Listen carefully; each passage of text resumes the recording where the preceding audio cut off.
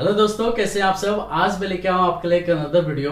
दोस्तों आज मैं बात करने वाला हूं कि अपने कम सिविल को कैसे जो है 750 अबव करें ताकि जो है आपको लोन मिलने की चांसेस ज्यादा हो।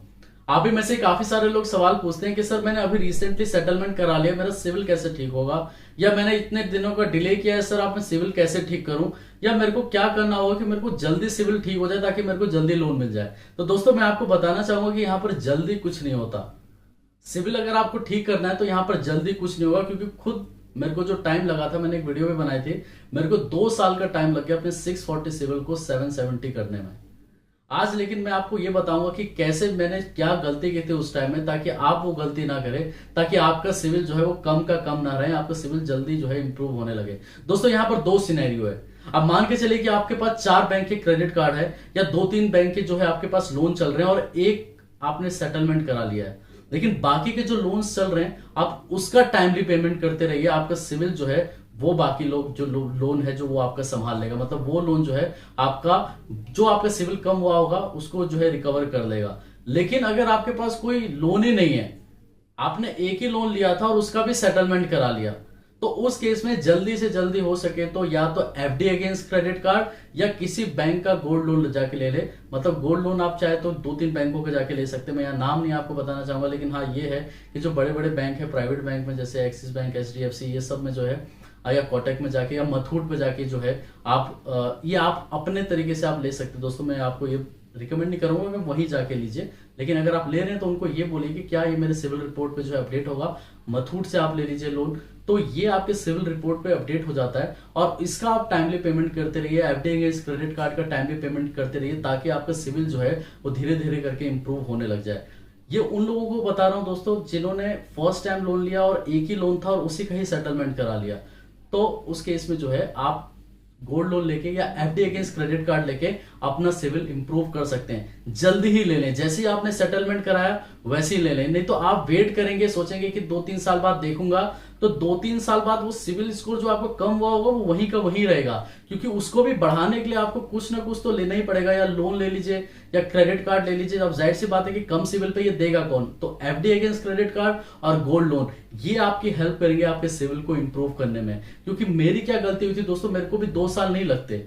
इसका रीजन ये था कि क्या हुआ था कि जब मैंने सेटलमेंट कराया तो मैं चुपचाप बैठ गया, 6-7 महीने तक मैंने कुछ किया ही नहीं।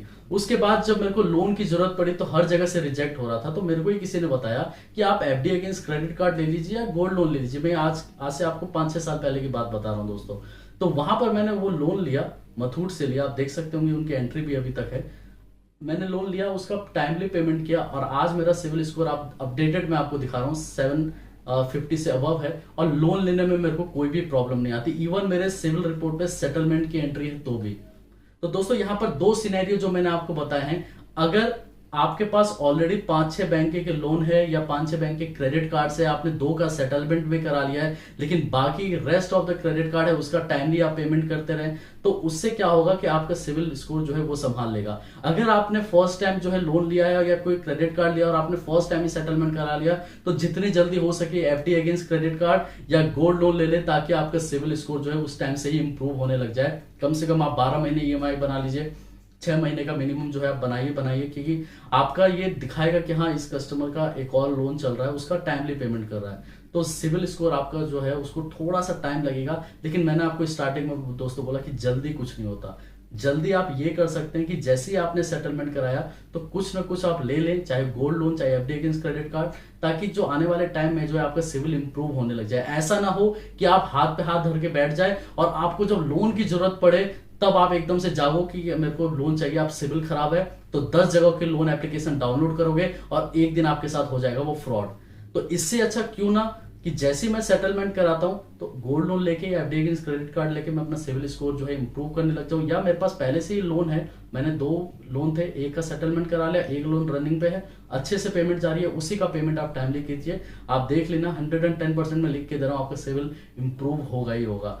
तो यहां पर जो मोरल ऑफ द स्टोरी यही है दोस्तों कि अगर आपका सिविल कम है या कम हो रहा है या आप पेमेंट नहीं कर पा रहे हैं या सेटलमेंट करा रहे हैं, तो जो आपका लोन रनिंग में है, अगर आप 2 में से 1 का भी अगर टाइमली पेमेंट कर रहे हैं तो वो सिविल आपका संभाल लेगा। और अगर आपका फर्स्ट लोन है और उसको ही आपने सेटलमेंट करा लिया है तो उस केस में एफडी अगेंस्ट क्रेडिट कार्ड या गोल्ड लोन लेके जल्दी से अपना सिविल स्कोर ठीक करने के आगे आप बढ़ते रहिए। और दोस्तों यहाँ पर मैं आपको एक और चीज बताना चाहूंगा कि जरूरी नहीं है कि आपने या सेटलमेंट ही कराया हो या आपने जो है डिले किया हो तभी आपका सिविल स्कोर कम होता है। मैंने काफी लोगों के मतलब इस एक साल में बहुत लोगों के सिविल स्कोर देखे हैं, इतने बर्डन्स होते हैं।